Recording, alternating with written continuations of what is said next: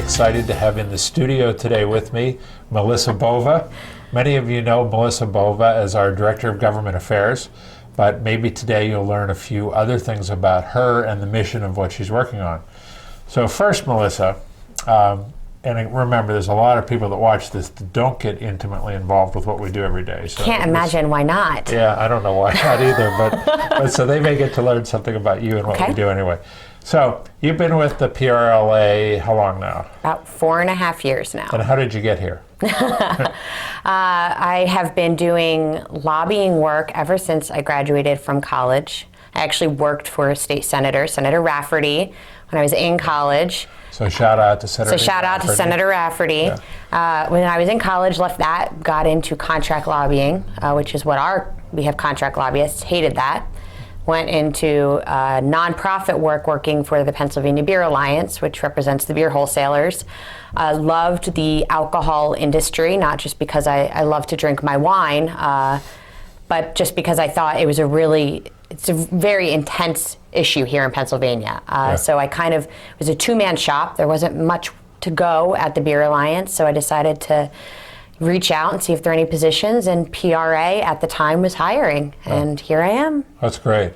Well, it's different from what I've learned from you being a contract lobbyist, where you essentially have the cause of the day versus being able to immerse yourself in a cause that you really believe in. That's what I hated about it, is you couldn't really give 100% to any single client, any single issue. And it was frustrating because you want to give your all and you want to be passionate about what you're doing, and you don't want to have a hat on and say, all right, I'm taking off this hat and putting on another hat. So I just realized that wasn't for me, and association work seemed a good fit. Those that know you think of you as the lobbyist for the PRLA and the Director of Government Affairs, as you well said.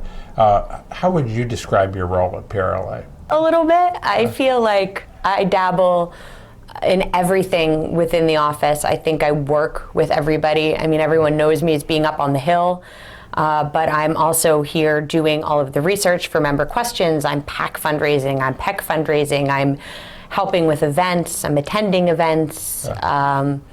I'm doing it all, I feel, a little bit. But you generally like that. I like it. I want to know what everybody's doing. I want to know that I'm doing what I'm supposed to be doing to help them do their job better. So I like feeling like I'm entwined with the office. Mm-hmm. So excellent. Yeah. Okay, so we're not quite done with the budget for 2015. We might be by the time this airs, but we're not quite done. Maybe not. This is the longest the budget's ever gone out in recorded history, or at least modern history, maybe. So, with that said, let's pretend we're done with 2015. Okay. What are, number one, what are a couple of things that you're proud about that we were able to get done in 2015, and what are some of the goals of 2016? Sure. We had a lot of goals going into this year, and we achieved the first steps in a lot of them. For example, legislatively, our goal was to pass preemption. We've gotten it out of the Senate. It's in the House awaiting consideration. Municipalities, counties, local entities could not pass paid sick leave bills. That's a state issue, not a local issue. Exactly. So it preempts them from doing that. Right. We also have our hotel tax reform bill, which we filed in the House, has passed the House and is in the Senate, and that legislation would increase for 54 counties their local hotel tax from 3% to 5%. But most importantly, it tightens up the language so we're able to do our job in ensuring that the monies are being used properly. So the county monies that are being paid by hotel tax would actually go to market tourism. Exactly, as they always should have been. Right. Okay. We also have, and I've said it for years, I said we're going to get an alcohol bill. We have one that's passed the Senate. It's in the House now. I still see an alcohol bill getting done this year. PRLA is the only 2016, I see us getting it done. PRLA is the only association that has really been intrinsically involved in that. So legislatively, while we didn't get to the finish line on everything's gone through one chamber, which is 50% of the battle, which is great. And then thinking about locally, look at restaurant grading. We defeated that in Allegheny County. That would require restaurants to put grades up outside of their doors. You look in The city of Pittsburgh, we've successfully won our first lawsuit against their paid sick leave mandate, which we believed was preempted by their city charter, which we won that as well. And then in Philadelphia, you had legislation that would have required restaurants to put cameras outside of their businesses. We were successful in defeating that, and we've just been intrinsically involved, even in the things that we couldn't defeat all the way. We've been involved in making them as okay for our members to continue operating as possible. So I think it's been a busy, exciting year, and we hit our PAC goal for 2015 Makes me as well. tired just hearing you talk about it, and yet you've still got energy to spare. That's terrific.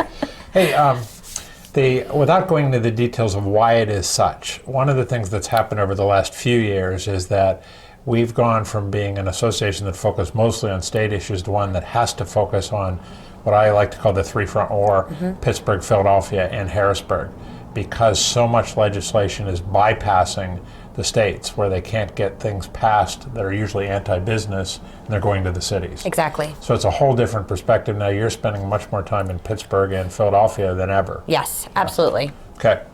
What's something that you do within the backup 2016? A couple of key things for 2016.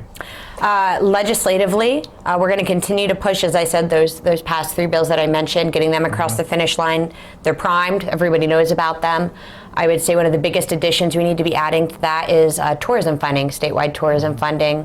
We have completed our study on it, which proves the point that we've been trying to make all along, but we didn't have the backup for it, that Pennsylvania is lagging and needs to invest more in statewide funding, and we're going to be marching forward with that very strongly in the coming months as we prepare for the next budget. So we can show the legislature and the governor's office that if they'll spend money on tourism, they'll actually increase the general fund, not decrease it. Exactly. Spend money to make money. And that's what you have to do. You've got to prove to them that they're going to win in the long run. It's always about money. No kidding. Yeah. Okay, so what do you like most about being a member of the PRLA team? The team. Everybody. This is the first job that I have ever had where I am excited to come to work every day, and everybody in this office works as hard as everybody else. So it's good to know that when someone's stressed, everybody's kind of right there picking up the pieces. We're all friends. It's the best part about being here. It's a great team. Yeah. I love this team. Okay, so what challenge would you present to our members? If you had a minute to challenge them to do something, what would it be? Can I challenge them to do two things? You can challenge them to do whatever you want. I could always edit it out. I'll keep the cursing to a minimum, I promise. March 15th.